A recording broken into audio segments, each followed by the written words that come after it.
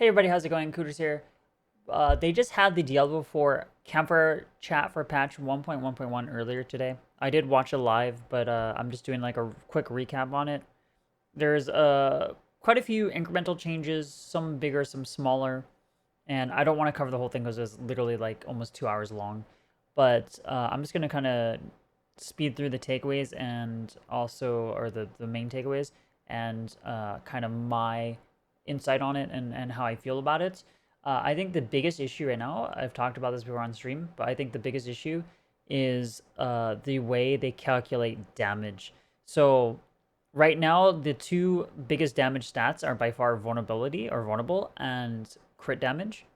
And the reason why is because they exist in their own multiplier bucket. The way that like Diablo 4 damage is calculated, pretty much there's like 8 separate buckets, I believe, somewhere around there, and they're all multiplied together. And things like damage to close enemies, damage to far distant enemies, rather, damage to burning enemies, those are all lumped into one bucket. Whereas vulnerable is completely by itself, and crit damage is completely by itself as well.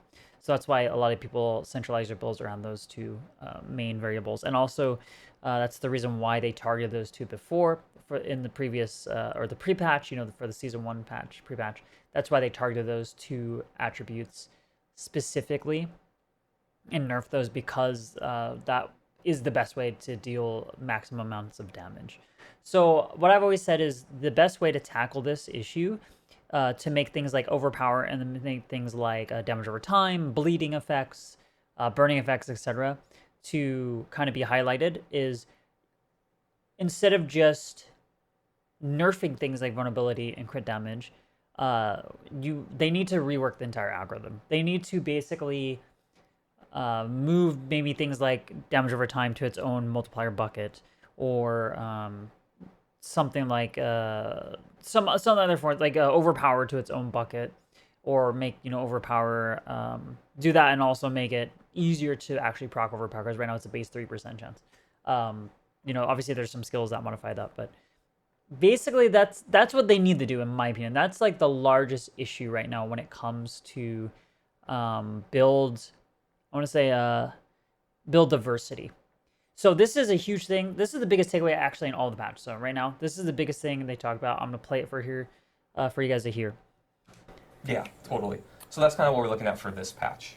Okay, so we talked last week about sort of our things that we want to do, like going forward in the game, other things we want to do. Not all of that stuff is in this patch. Yeah, right? No, we have a lot of talks on our team. We have a lot of things that we're thinking. So this is not something that's coming out in this patch, which they're planning for, I believe, August 2nd or so.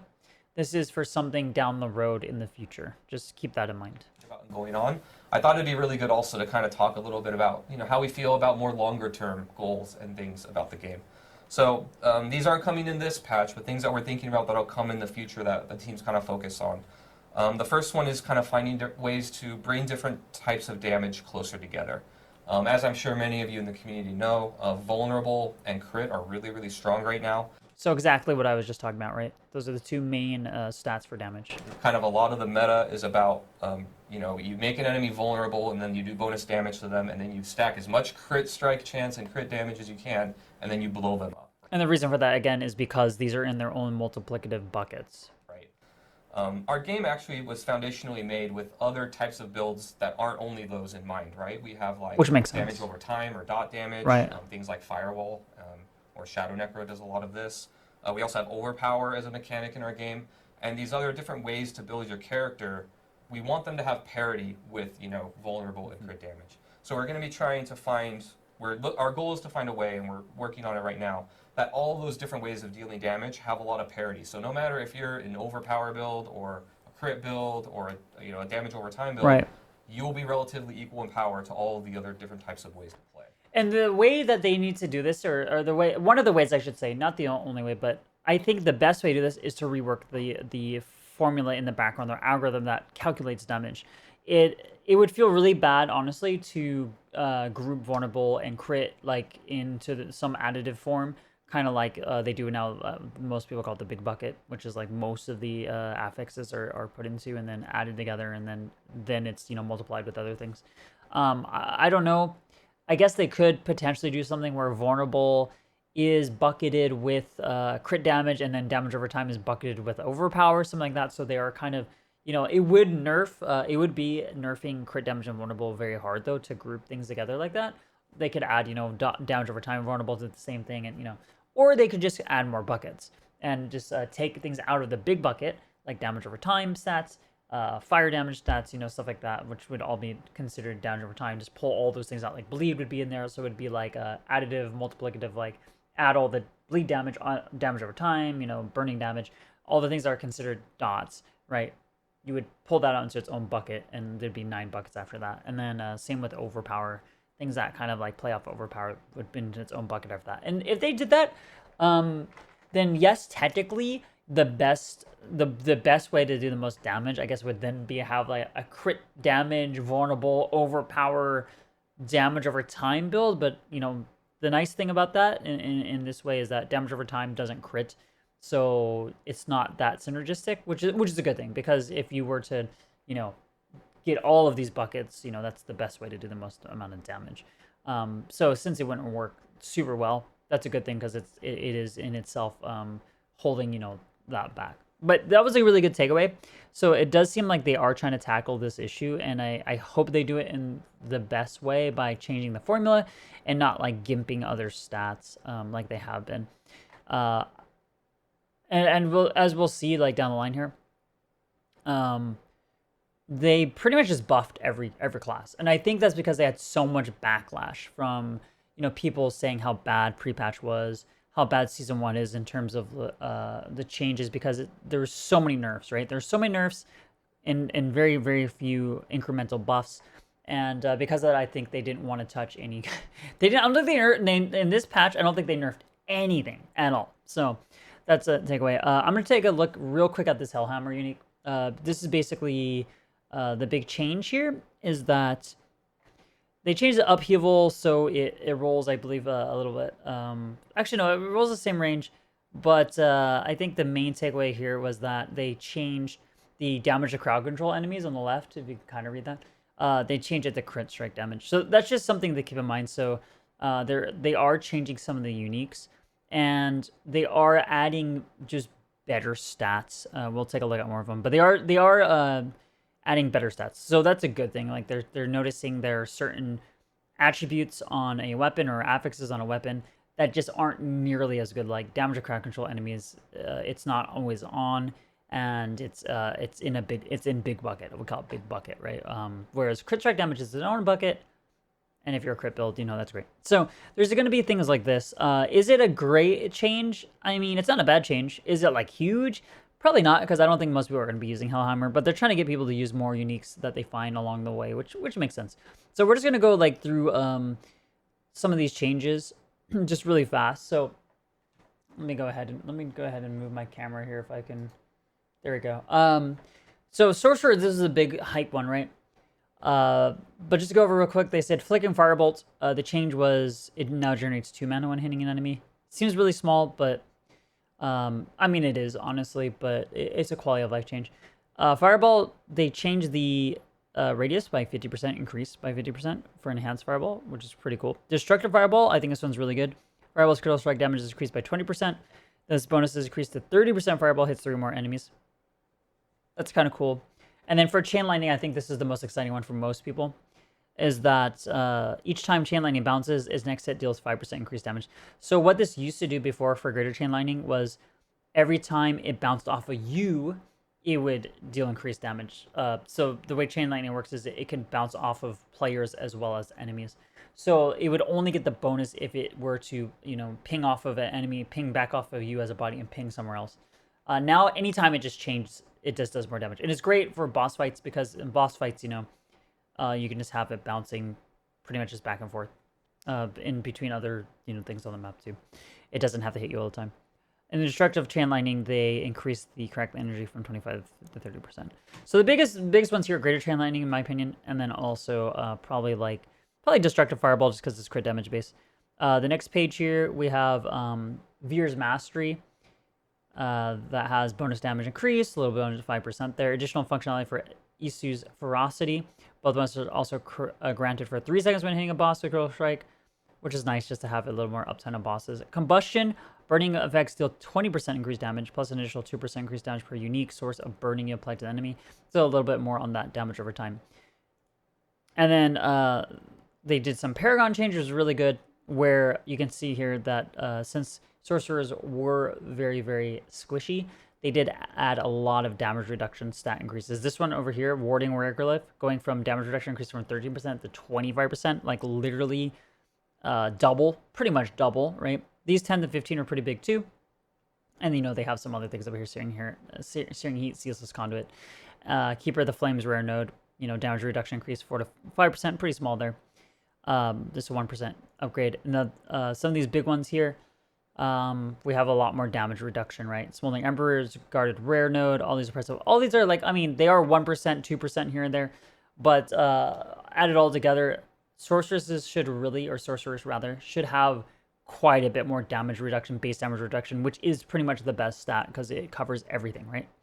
It's not just physical, it's not just elemental, it's not, you know, enemies that are like far away from you or close to you or injured or healthy. It's all the time damage reduction, really big. Then they changed some legendaries here. The big one here, a lot of people are excited about this one, Serpentine Aspect.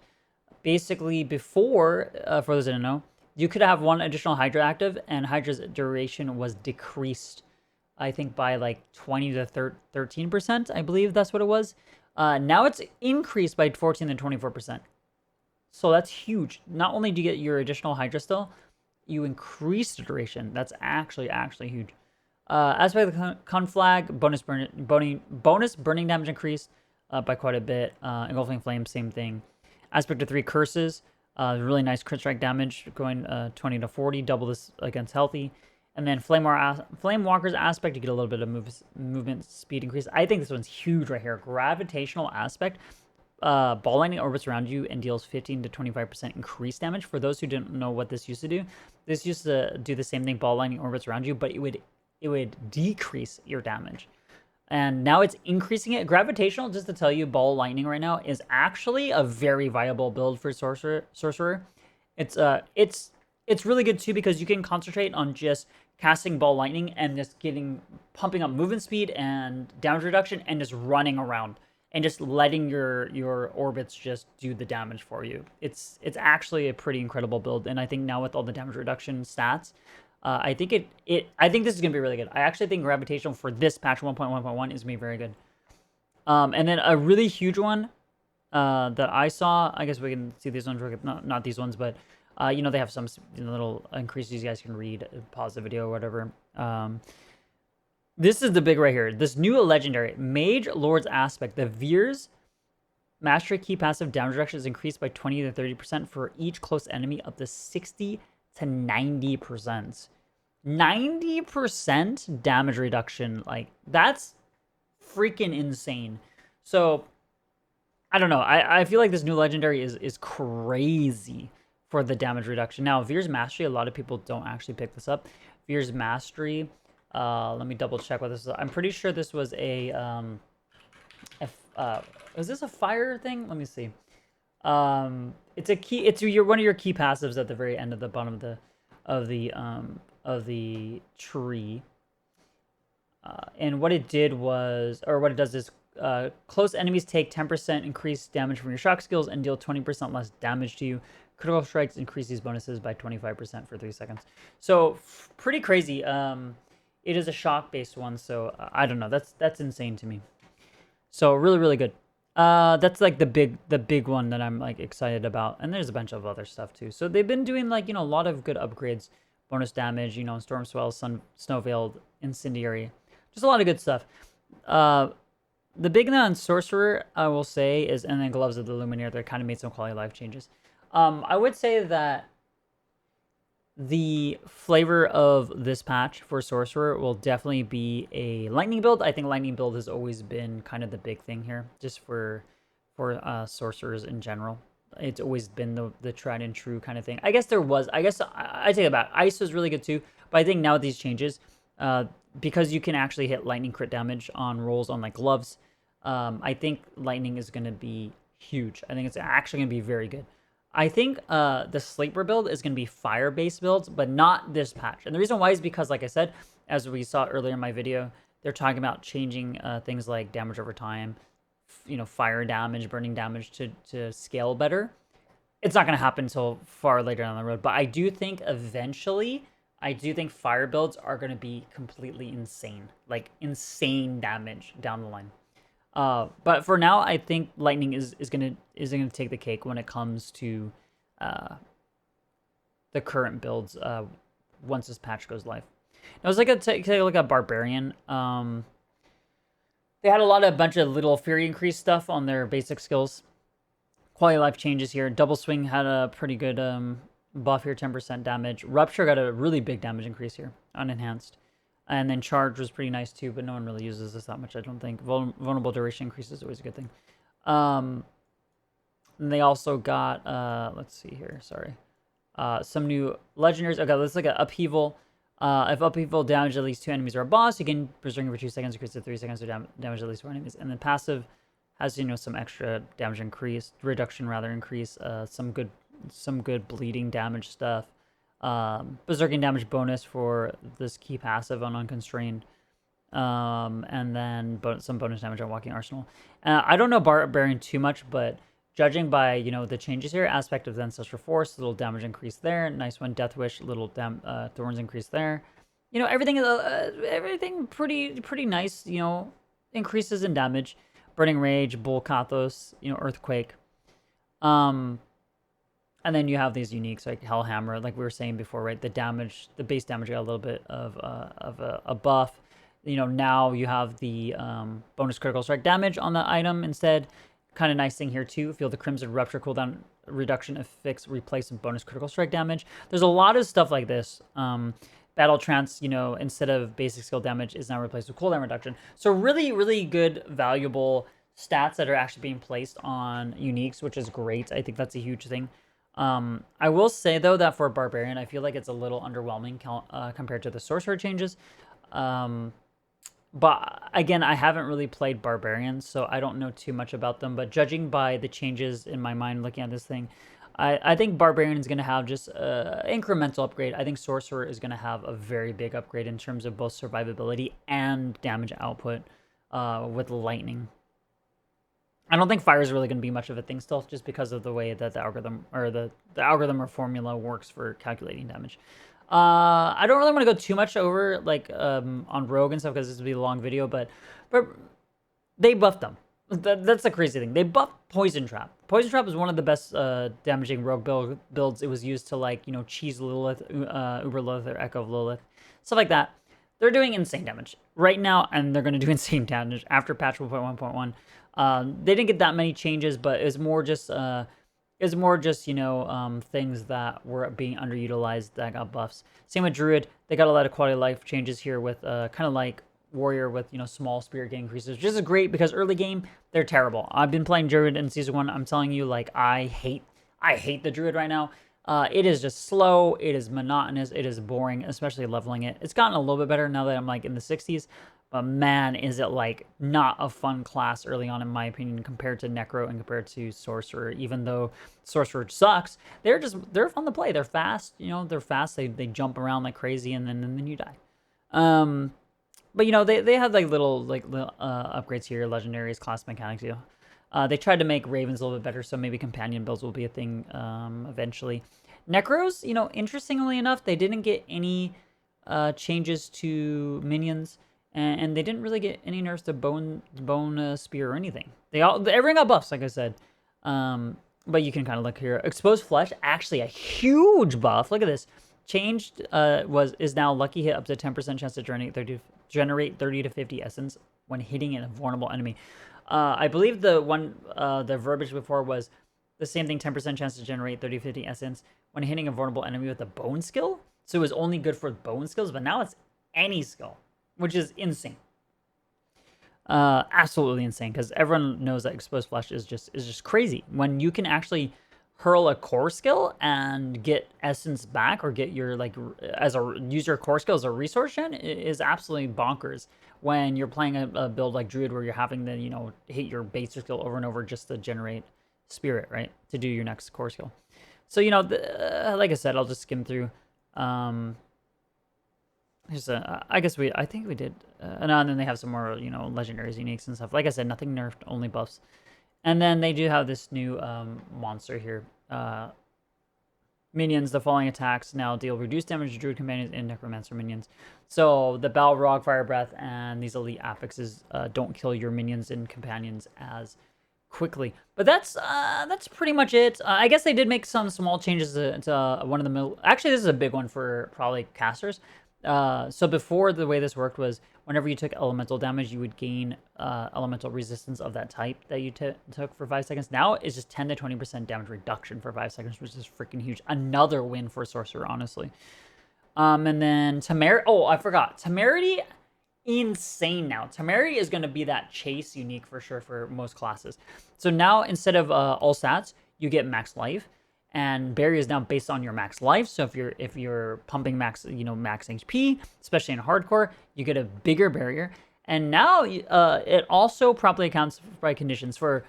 So basically, before things that like whenever you have a barrier, you gain damage, or you gain like things like when you have a barrier, you have lucky hit, or when you have a barrier, you take less damage. That is now accounted for when you have the Temerity barrier. Before, apparently, it had some bugs there. You had to have your own supplied barrier, like Earthen Bulwark or Ice Armor or something like that.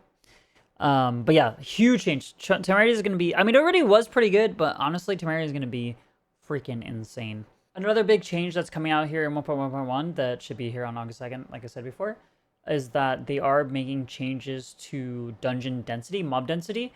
So here's a little excerpt from that part if you missed that.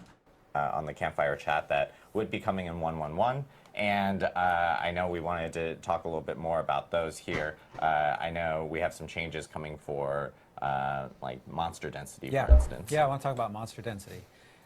So we've said a few times now that we're going to increase monster density in Nightmare Dungeons and Helltides. These changes are in 1.1.1, like we said last week. And I think we have an image of an example of a Nightmare Dungeon that... Okay, so this is Nostrova, Deepwood, one of the ones right now in Season 1. Pre-density buff, so this is how it is before. You see the 3 elites on the right side, as well as, like, the little mob packs all throughout the dungeon here, and let's see how it changes in the new patch. So this is how it is today. Yeah. If you go into Nostrova's Deepwood, of course, monsters are going to not be exactly like this, but this is an example of it. And then in 1.1.1, it's going to change. So you can see that it looks like almost double in some areas. Definitely in these little pockets here, you can see definitely doubled up quite a bit. So I think maybe overall about double, which is really, really good, especially for builds that focus on potentially jumping in between packs like Shred or some twisting and blade aspect, with dashes, chain lightning, all those things that you want to end up, jumping between packs very quickly.